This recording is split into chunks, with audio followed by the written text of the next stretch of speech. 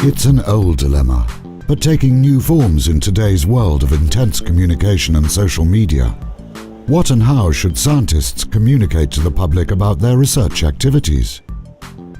The FET and the City Conference, organized at Scuola Sant'Anna in Pisa by the FET2020 initiative, provided some answers and inspiration for the future.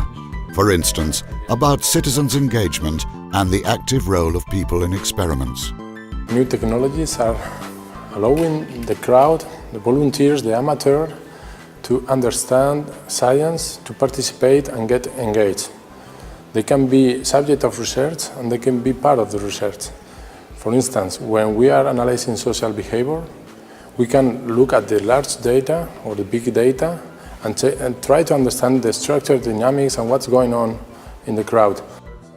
Researchers need to get out of the labs, but at the same time, the need is emerging for European society to respond to the challenge of citizens' engagement in a structured manner.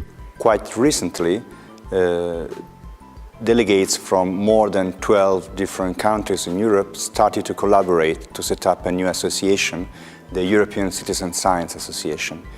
The main aim of this association is to put together the different experience made by the different working groups, research groups, and find out a common model, an European one, that will allow us to collaborate with the USA Citizen Science Association, Australian Citizen Science Association, is so to widespread our experiences and to grow in this quite new field.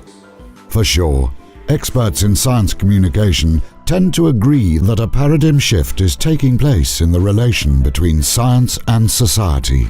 Actually, new technologies have given us novel ways of interaction, and scientists are using these forms to not just disseminate their results as they used to, but they're actually interacting with people at all sorts of levels in society in a different way, including them as scientists, but also including them actively in decisions on where they go about in research. And I think this is really fascinating, and FET is the right program to capture this, I believe.